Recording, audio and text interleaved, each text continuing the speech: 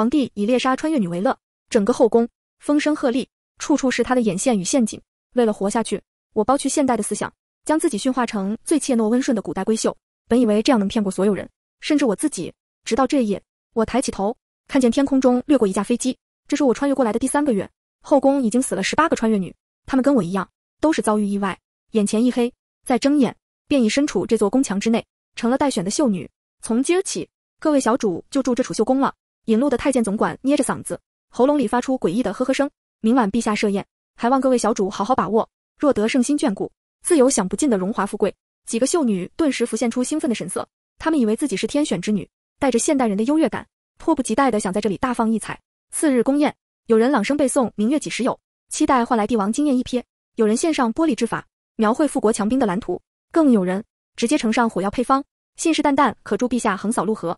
皇帝高坐龙椅，静静听着，他脸上甚至带着一种奇异的、近乎癫狂的欣赏笑容，频频点头，抚掌称赞。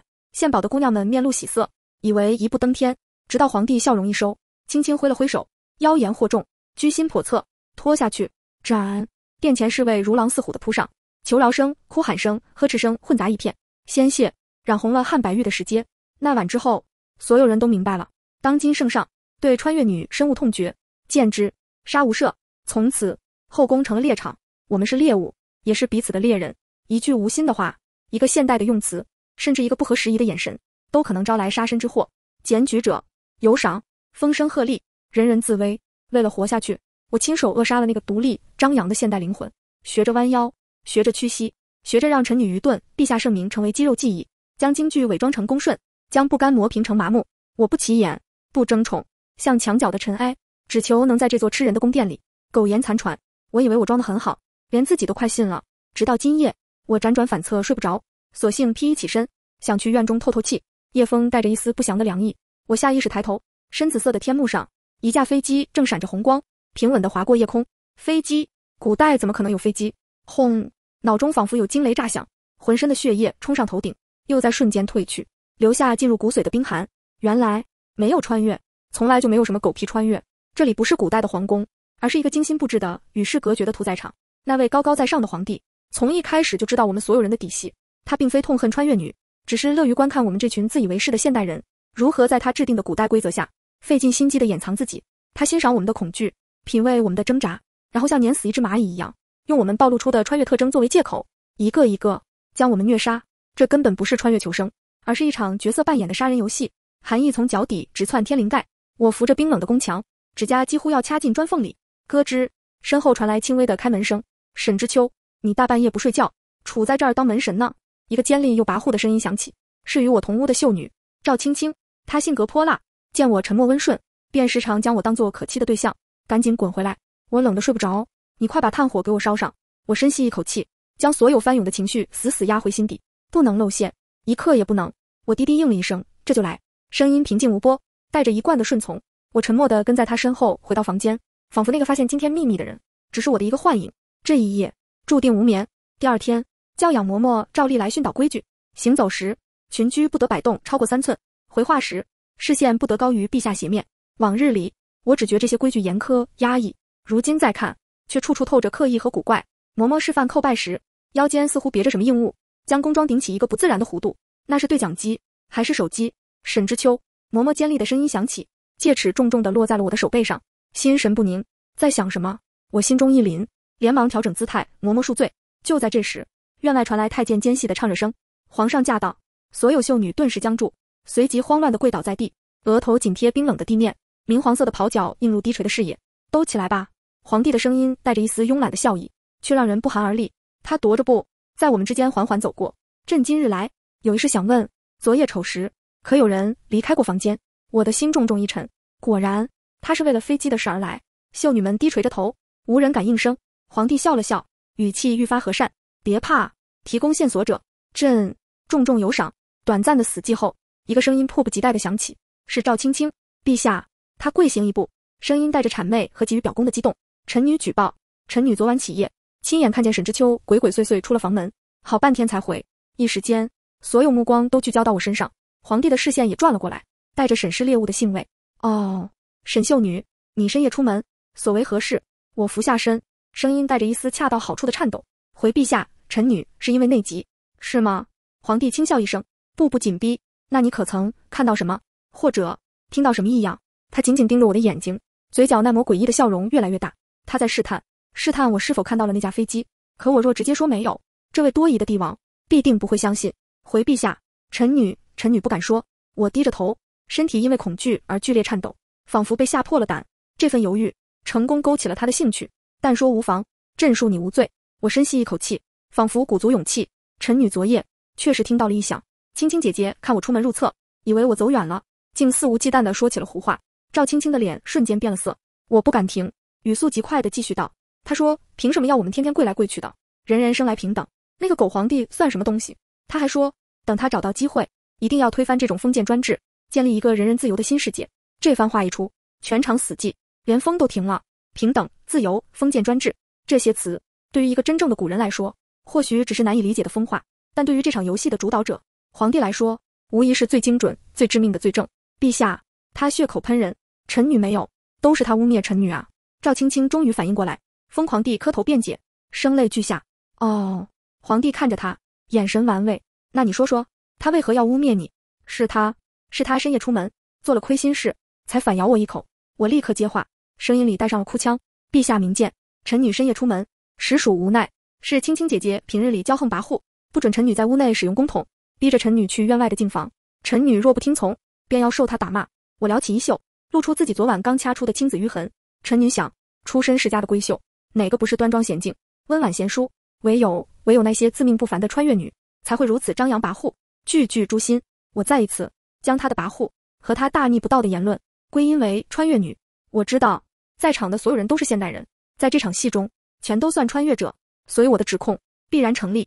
你，赵青青气得浑身发抖，口不择言的辩解：你放屁！老娘什么时候？老娘！皇帝诡异的笑了，他缓缓走到赵青青面前，用靴尖轻轻挑起她的下巴。这个词倒是新鲜。赵青青猛地意识到自己说错了话，惊恐地瞪大了眼睛，拼命摇头，但已经晚了。皇帝盯着他的眼睛，像是欣赏一件有趣的藏品，眼神确实桀骜不驯，不够听话。他声音温柔，然后对着侍卫偏了偏头。方才说要赏他，那就赏他个痛快吧。不！赵青青的尖叫被侍卫粗暴地割断，雪亮的刀光一闪而过，温热的血溅到了我的脸颊上。赵青青的身体在我面前缓缓倒下，眼睛还圆睁着，充满了难以置信。皇帝没有看他，而是饶有兴致地观察着我们每一个人的表情。当他的目光落在我颤抖的肩膀上时，兴趣更浓了。你，他指着我，声音里带着一种病态的愉悦，倒是能言善辩，很有意思。今晚就由你来侍寝。我僵在原地，脸上的血液混着冷汗，缓缓滑落。许久，我才找回自己的声音。臣女叩谢圣恩。通往寝宫的路并不算长，这是最初那次宫宴后，我第一次走出储秀宫。我低垂着头，跟在太监总管身后，扮演着一个即将侍寝的忐忑不安的秀女，眼角的余光却在暗暗打量周围的景象，越看心越沉。宫道宽阔，殿宇巍峨，乍一看与影视城里的仿古建筑别无二致，但细节处处透着诡异。巡逻的侍卫少得可怜，步伐松散，丝毫没有卫兵应有的纪律。这些人都是杀手吗？朱红的宫墙高得离谱，仰头望去，至少有10米以上。墙外是什么？为什么这么久？从未听过外界的人声。我们被囚禁在此3个月，难道没有任何人来寻找？无数个问题在我脑中缠绕，像一张密不透风的网。沈秀女，乾元殿到了。太监总管尖细的声音打断我的思绪。我走进殿内，暖炉生香，拂面而来，但我的心却一寸寸地冷了下去。书案上竟然放着一支蓝色签字笔，它就那么随意地躺在一堆玉器和书籍之间，像是来自另一个世界的恶毒的诱饵。我的心砰砰狂跳。作为一个古代人，在这里看到现代物品，怎样的表现才算合格？认识吗？皇帝的声音在背后响起。他踱步到我面前，拿起那支蓝色签字笔，在指尖把玩着。朕时常会收到一些稀奇古怪的贡品，就像此物，不知其名，亦不知其用。他将签字笔递到我面前，眼神玩味地盯着我。你知道吗？我抬起头，眼中是恰到好处的茫然与敬畏。陛下见多识广，臣女愚钝，实在不知此物为何。想来既是贡品，定是海外藩邦的奇巧之物吧？奇巧之物？皇帝的笑容愈发诡异，他突然凑近，声音压得极低，如同情人呢喃。那朕再问你，之前后宫之中，有人曾在天上看到过飞机，你可知那是什么？我的心提到了嗓子眼，正想像方才那样糊弄过去，却被皇帝捏住下巴。朕的后宫可不留无用之人，那些被朕杀掉的穿越女，至少还能给朕带来点乐子。你若是什么都不知，那朕留你何用？冰冷的杀意瞬间将我笼罩。我知道这是生死一线，我必须给出一个既能自圆其说，又能取悦他的答案。冷汗顺着额头流下，电光石火间，我脑中闪过一个念头。我咬着唇，脸上露出一种混杂着讨好和羞怯的笑容。陛下，若说是飞机，臣女倒还真的知道一二。皇帝终于来了兴致，松开了我。哦，我微微抬眼，让自己眼底盛满天真烂漫的碎光，连声音都染上几分雀跃。臣女外祖家的庄子上养了一种大芦花鸡，它和别的鸡不一样，别的鸡只会刨地，就它总扑腾着翅膀想往天上飞，一飞就能飞上屋顶。庄户们都笑它，管叫它飞机。说到这里，我仿佛意识到自己失态，慌忙低头抿嘴。殿内一片死寂。许久，皇帝突然爆发出一种近乎癫狂的大笑，哈哈哈哈！飞机，好一个飞机！他笑得前仰后合，带着令人毛骨悚然的愉悦。沈之秋，你真是越来越有意思了。他笑够了，用指尖拭去眼角的泪花，看我的眼神如同打量一件新奇有趣的玩具。爱妃如此机敏，寻常侍寝未免无趣，朕为你准备了一份厚礼。他轻轻击掌，2名侍卫应声而入，推着一个巨大的蒙着红布的铁笼。准备好迎接惊喜了吗？爱妃。他抬手猛地将红布扯下，笼子里竟是一头斑斓猛虎，此乃西域进贡的瑞兽，冬日皮毛最是暖和。皇帝偏过头，带着一种故作关怀的恶意。爱妃方才说到飞机，童心未泯，天真可爱。朕想着冬日严寒，不若就让这大猫给你暖榻，岂不比你那庄子的飞机更有趣？陛下，我试图后退，却被身后的侍卫死死按住手臂。伺候朕的爱妃，好生安寝。皇帝慵懒地打了个哈欠，转身走向内殿。但愿明日朕还能见到一个完整的爱妃，毕竟你这么有趣，朕还没玩够呢。我来不及反抗，2个身强力壮的侍卫便架住了我，打开笼门，一把将我搡了进去。哐当，笼门轰然落下，浓重的腥臊气扑面而来。那老虎显然饿了许久，闻到新鲜的血肉，瞬间变得狂躁起来。吼！猛虎咆哮着向我扑来，腥风扑面，我尖叫着向一侧翻滚，锋利的虎爪擦着我的小腿划过，带起一片血肉，剧痛让我瞬间清醒。不能死，我不能死在这里。我迅速拔下头上的发簪，这是我唯一能称之为武器的东西，要用它刺穿老虎的头骨，无异于痴人说梦，除非能刺中它的眼睛。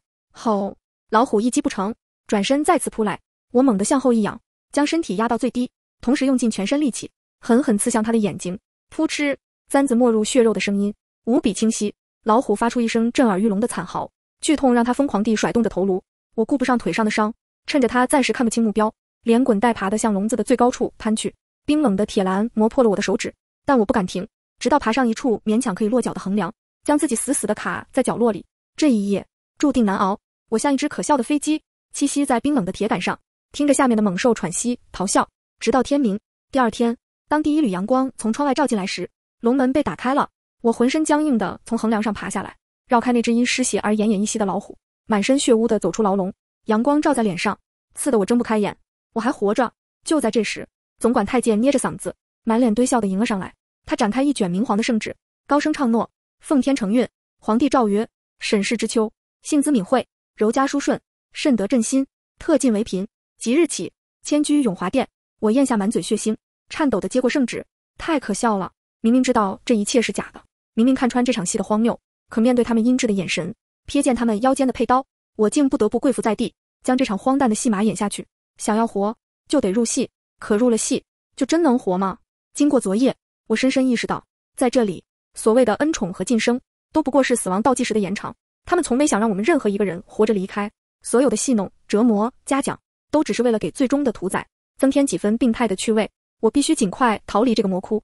可是，高高的宫墙，看守的侍卫，茫茫的未知，逃出去，谈何容易？我被牵入了永华殿，一殿之内，分住了3位妃嫔。主殿里住着的是安贵妃，她是我们这批秀女中最早承宠、晋升最快的女人，正是她得到的荣华富贵，刺激着其他女孩们的神经，引得后来者不顾危险，争相表现。另一侧的偏殿住着一位柳常在，她也曾是皇帝游戏的幸存者，据说她被扔进蛇窟，遍体鳞伤地活了下来。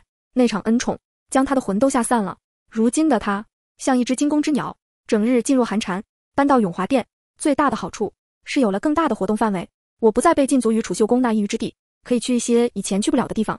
我深知这不是点，这是皇帝在放长线，想看看我这条已经上钩的鱼还会挣扎出什么新花样。而这正合我意，我开始有意无意地亲近安贵妃，因为她品级最高，是整座后宫里拥有最高通行权限的人。我借着陪她散步、赏花的机会，一点点地勘测着这座牢笼的地形。我发现这座皇宫其实并不大，而且越是靠近最外围的宫墙，越能听到一种奇怪的有节奏的轰鸣声，那声音很远，时快时慢，像是一头沉睡的巨兽在胸腔里发出的永不停歇的呼吸。妹妹在听什么呢？安贵妃的声音打断我的思绪，我收回心神，没什么，这是何处？之前竟没来过。此时安贵妃正带着我和柳常在散步，我们走到一处偏僻的后院，路过一处早已废弃的枯井时，安贵妃突然停下了脚步。妹妹们可知这井里藏着一个秘密？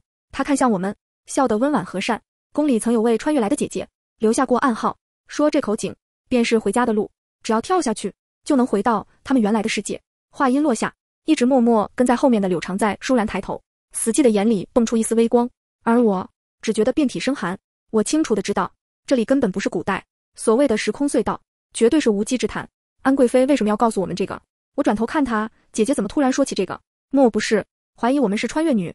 安贵妃笑得无害，妹妹莫怪，只是闲聊罢了。更何况这前人留下的暗号也未必是真。她叹了口气，露出一副悲天悯人的神情。不过万一是真的呢？对于那些从异世来的穿越女而言，困在这里怕是比死了更难受，不如放手一搏，说不定就真的回家了。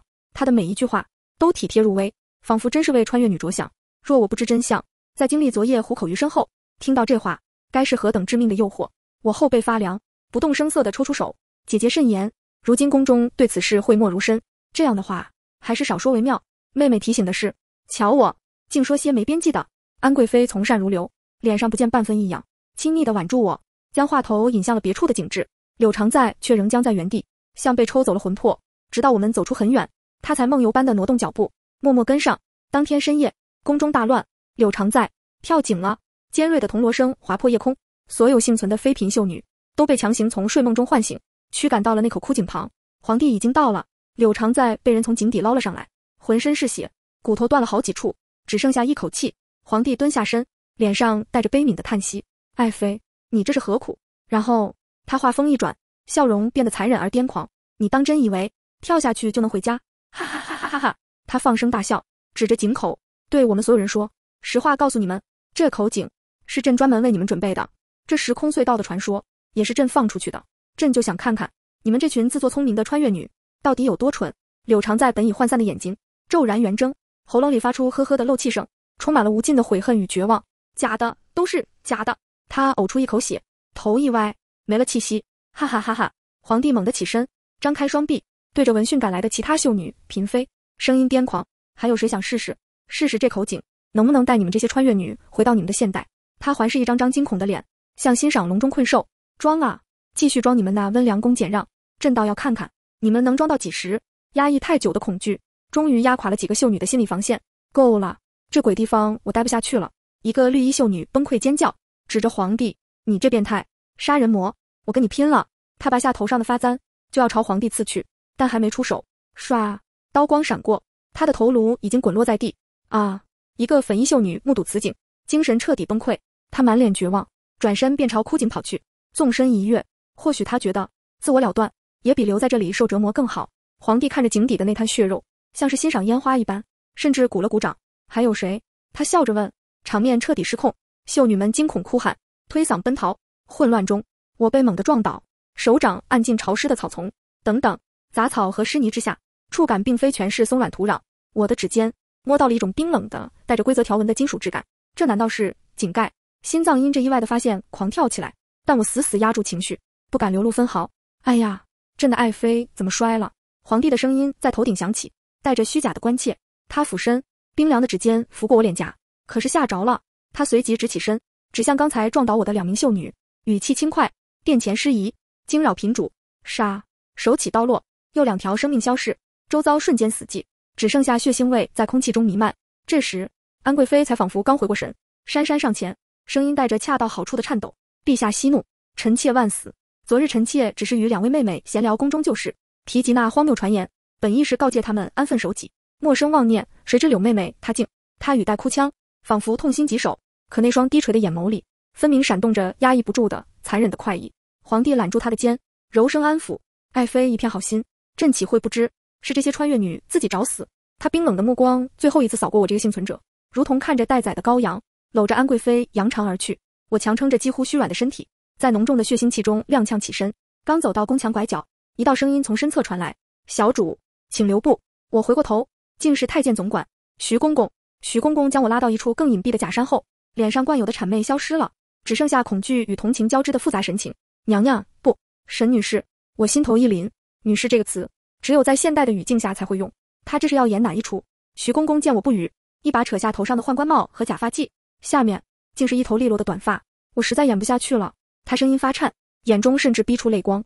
沈女士，我必须告诉你，这一切都是假的，根本没有什么穿越，我们都是现代人，是被逼着在这里演戏的。我做出惊恐万状的样子，连连后退。你胡说什么？你知道我没胡说。他抓住我的手臂，眼神里满是不忍与愧疚。再不走，下一个死的就是你。这场游戏只剩下你和安贵妃了。安贵妃已经陷在荣华富贵里，没救了。但你不一样，我看得出来，你想逃。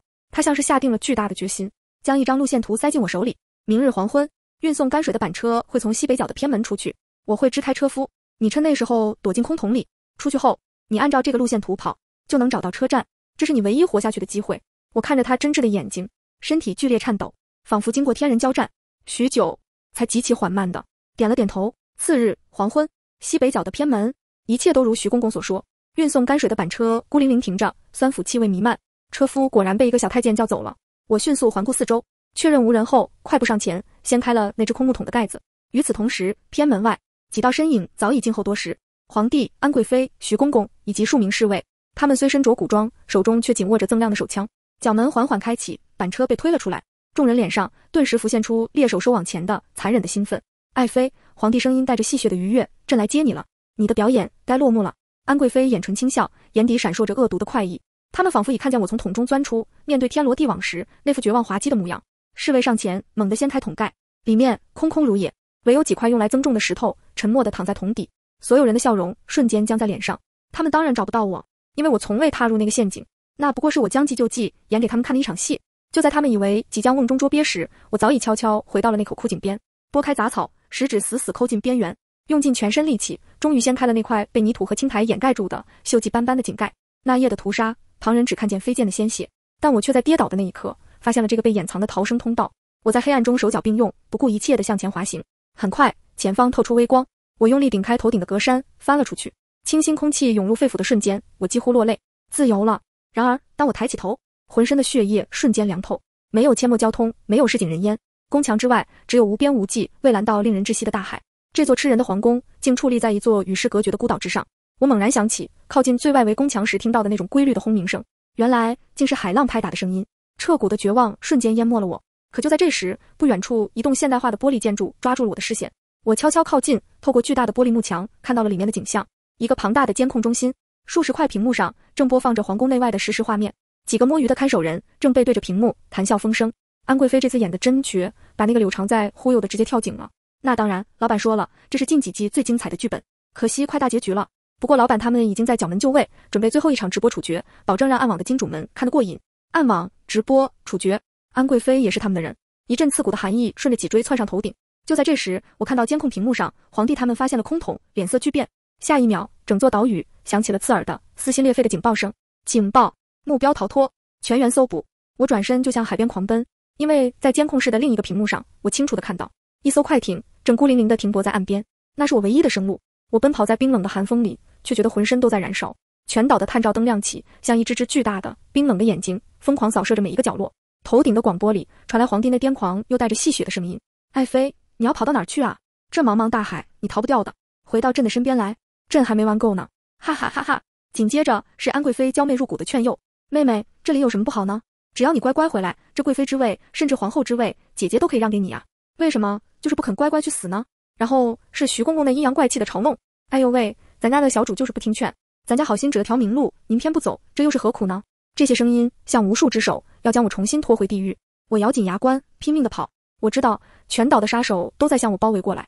警报声混合着海浪的轰鸣，像一首为我谱写的末日般的交响曲。直到一束惨白的光柱从天而降，将我死死笼罩进去。我听到了广播里皇帝那心满意足的胜利的笑声：哈，找到你了，朕的爱妃！更多的人从四面八方涌来，跑在最前面的正是皇帝和安贵妃。他们依旧穿着那身可笑的古装，龙袍凤冠在疾奔中凌乱狂舞，手中却握着锃亮的现代手枪。那画面荒诞滑稽，又令人毛骨悚然。砰！枪声炸响，我猛地向前一扑，狼狈滚倒，子弹擦着后背呼啸而过，码头近在咫尺。那艘快艇，我连滚带爬地扑上去，手指颤抖着去解那湿滑的缆绳。追兵已至岸边，抓住他！子弹呼啸着从我耳边擦过，溅起冰冷的水花。管不了那么多了，我猛地发动引擎，快艇在巨大的牵引力下剧烈一震，硬生生挣断了缆绳，如离弦之箭，猛地冲了出去。手臂传来一阵灼热的剧痛。我知道我中枪了，但我死死压住油门，不敢松劲分毫。回头望去，码头上那群身着古装的疯狂身影还在徒劳地举枪扫射，那荒诞的剪影在夜色中越来越小，最终被海浪声吞没。我终于逃掉了吗？不知在海上飘了多久，意识因失血和疲惫渐渐模糊时，一艘白色游轮破开晨雾，出现在眼前。我用尽最后力气挥动手臂，甲板上的人发现了我。我看着他们向我伸出的手，紧绷了几个月的神经终于在这一刻彻底断裂。在被拉上甲板的瞬间，我便彻底失去了意识。再次醒来，我躺在一间洁净的病房里，手臂上的伤口已经被妥善包扎，空气中是熟悉的消毒水味，一切都昭示着我回到了熟悉的世界。一个穿着白大褂的医生走了进来。你醒了，他的声音温和而平稳，子弹取出来了，恢复得很好。悬着的心终于落下，我长长的舒了一口气。谢谢你，医生。不客气。他微微一笑，抬手缓缓摘下了口罩，露出的是一张我无比熟悉的带着病态笑容的脸。他俯下身，眼神阴鸷，语气却温柔得令人胆寒。既然伤治好了，爱妃该随朕回宫了。